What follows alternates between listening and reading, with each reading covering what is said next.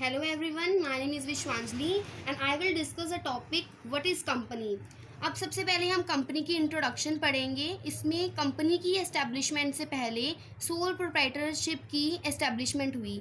इसकी लिमिटेशन को cope up करने के लिए, कवर अप करने के लिए पार्टनरशिप की एस्टेब्लिशमेंट हुई। अब सोल प्रोप्राइटरशिप का मीन्स क्या होता है? जहाँ पे सिर्फ एक पर्सन बिजनेस को चला रहा है और अगर वही पर्सन उसकी इंसॉल्वेंसी हो जाती है या डेथ हो जाती है तो बिजनेस जो है वो वाइंड अप हो जाएगा। तो इसको कवर अप करने के लिए पार्टनरशिप एस्टेब्लिश हुई। देन पार्टनरशिप में भी कुछ लिमिटेशंस थी, उसको कवर अप करने के लिए कंपनी की एस्टेब्लिशमेंट हुई। अब इसमें कौन सा एक्ट एप्लीकेबल होता है? एक्ट 1956, कंपनीज एक्ट 1956 को अमेंड करके नया एक्ट बना 2013 एक्ट। अब ये ओरिजिनेटेड हुई इटली में, 12th सेंचुरी एडी में एस्टेब्लिश हुई कंपनी। फर्स्ट कंपनी एस्टेब्लिश हुई इंग्लैंड में 16 सेंचुरी एडी।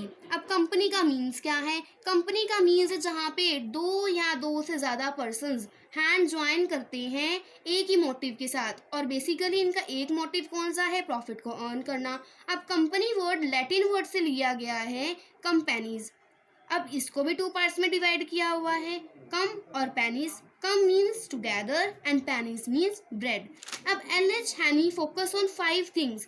कौन कौन सी वो 5 चीज़ें हैं? Incorporated association, artificial person, separate legal entity, perpetual succession, common seal. According to L.H. Haney, a company is an artificial person, incorporated association and created by the law having separate legal entity with a perpetual succession and a common seal। ये सारी की सारी company की characteristics हैं जो अब आगे explain करेंगे। अब सबसे पहली करेक्टरिस्टिक कौन सी है? Incorporated association. इनकॉर्पोरेटेड एसोसिएशन का मीन्स क्या है? कंपनी कौन एस्टेब्लिश करता है? लो।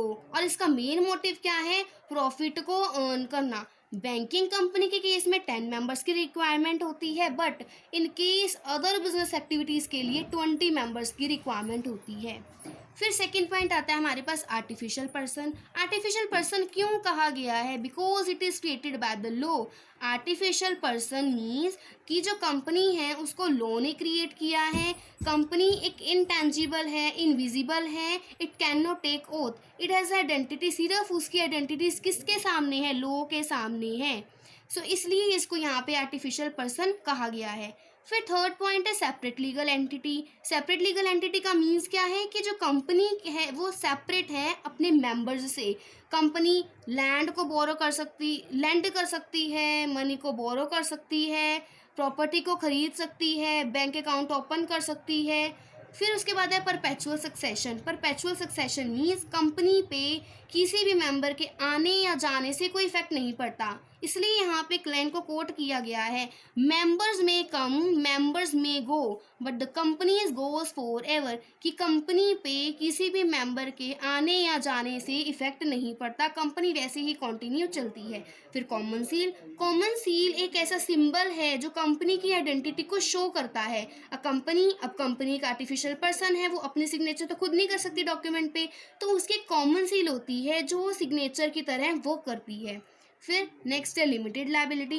अब कंपनी क्या है उसकी मेन करेक्टरिस्टिक की उसके पास लिमिटेड लायबिलिटी है। इन केस अगर फाइनेंशियल लॉस हो जाता है तो मेंबर्स की पर्सनल प्रॉपर्टी को हम यूज़ नहीं कर सकते। नेक्स्ट पॉइंट है नंबर ऑफ मेंबर्स। अब 2 तरह की कंपनी होती है, एक होती है प्राइवेट कंपनी, दूसरी होती है पब्लिक कंपनी। प्राइवेट कंपनी के केस में मिनिमम मेंबर कितने चाहिए? 2, बट मैक्सिमम कितने चाहिए? 200। अब दूसरी तरफ अगर हम पब्लिक कंपनी की बात कर रहे हैं तो मिनिमम 7 चाहिए और मैक्सिमम कोई लिमिट नहीं है मैक्सिमम की। फिर रिप्रेजेंटेटिव मैनेजमेंट। कंपनी एक इमेजिनरी और एक आर्टिफिशियल पर्सन है, वो अपने अफेयर्स को खुद मैनेज नहीं कर सकती, तो इसलिए कुछ रिप्रेजेंटेटिव्स अपॉइंट किए जाते हैं जो सारे के सारे अफेयर्स को मैनेज करते हैं। देन नेक्स्ट है ट्रांसफरेबिलिटी ऑफ शेयर्स। अब इसमें सेक्शन अप्लाई हो रहा है 82। सेक्शन 82 के अकॉर्डिंग क्या है कि कोई भी शेयर होल्डर ईजिली ट्रांसफ़र कर सकता है अपने शेयर्स को, वो परचेज भी कर सकता है और वो सेल भी कर सकता है। फिर टर्मिनेशन ऑफ एग्जिस्टेंस। अब कंपनी बोर्न कैसी हुई है? लॉ से, तो टर्मिनेट कैसे होगी? लॉ से ही उसकी वाइंडिंग अप होगी। Next last point, company is not a citizen. According to section 19, section 19 के अकॉर्डिंग कंपनी एक लीगल पर्सन है, एक सिटीजन नहीं है। It has no fundamental right. जैसे किसी भी सिटीजन के पास राइट होता है बट कंपनी के पास कोई भी फंडामेंटल राइट नहीं होता। फॉर एग्जांपल कंपनी फ्रेंचाइज नहीं कर सकती। अब नेक्स्ट है advantages of company. Adequate resources of capital, यहाँ पे कोई भी लिमिट नहीं है जनरेशन ऑफ कैपिटल की। जो कैपिटल है वो हर कॉर्नर से आएगा। क्यों? क्योंकि बहुत सारे मेंबर्स होते हैं, यहाँ पे 2 या 2 से ज़्यादा पर्सन्स काम कर रहे हैं, तो जितने ज़्यादा मेंबर्स होंगे उतनी ज़्यादा रिसोर्सेज होंगी। So adequate resources of capital means vast resources of capital इसमें इन्वॉल्व होगी। फिर परपेचुअल एग्जिस्टेंस, वही जो मैंने पहले बताया कि मेंबर्स में कम मेंबर्स में को, but the company goes for ever. ये कंपनी पे किसी भी मेंबर के आने या जाने से कोई भी इफेक्ट नहीं पड़ेगा। नेक्स्ट ट्रांसफेरेबिलिटी ऑफ शेयर्स, कोई भी रेस्ट्रिक्शंस नहीं होती सेल एंड परचेज पे शेयर्स की, हम इजीली से ट्रांसफ़र कर सकते हैं शेयर्स को। डिफ्यूजन ऑफ रिस्क, डिफ्यूजन का मीन्स होता है रिस्क को डिस्ट्रीब्यूट करना। अब यहाँ पे बहुत सारे मेंबर्स हैं तो हम इजीली रिस्क को डिस्ट्रीब्यूट कर सकते हैं। जितने ज़्यादा मेंबर्स होंगे उतना ज़्यादा रिस्क कम होगा। फिर पब्लिक कॉन्फिडेंस, पब्लिक कॉन्फिडेंस का मीन्स है अगर कोई भी पब्लिक कंपनी है, पब्लिक कंपनी के लिए मैंडेटरी है कि वो अपनी फाइनेंशियल स्टेटमेंट्स को, जो उसकी बुक्स ऑफ अकाउंट्स हैं, उसको क्या करे, पब्लिश करे। बुक्स ऑफ अकाउंट्स कौन ऑडिट करेगा? ऑडिटर्स। अगर बुक्स ऑफ अकाउंट्स को हम पब्लिश कर रहे हैं तो इससे पब्लिक का कॉन्फिडेंस इंक्रीज हो जाएगा। फिर है next growth and expansion. There are more resources because बहुत सारे रिसोर्सेज हैं, बहुत सारे मेंबर्स इसमें इन्वेस्ट कर रहे हैं। जितने ज़्यादा मेंबर्स इसमें इन्वेस्ट करेंगे, जितनी ज़्यादा रिसोर्सेज होंगी, उतनी ज़्यादा ग्रोथ और एक्सपेंशन के चांसेस बढ़ जाते हैं। फिर next stimulus to industrial growth.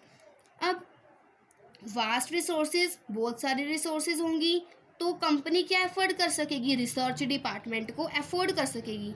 अब अगर रिसर्च डिपार्टमेंट आएगा, इंक्लूड होगा, तो उससे क्या होगा? डेवलप होंगे न्यू मेथड्स। अब न्यू मेथड्स किसके रिगार्डिंग? प्रोडक्शन के रिगार्डिंग। हमें न्यू मेथड्स मिलेंगे कि कैसे कैसे हम न्यू टेक्निक्स को अडॉप्ट कर सकते हैं प्रोडक्शन के लिए।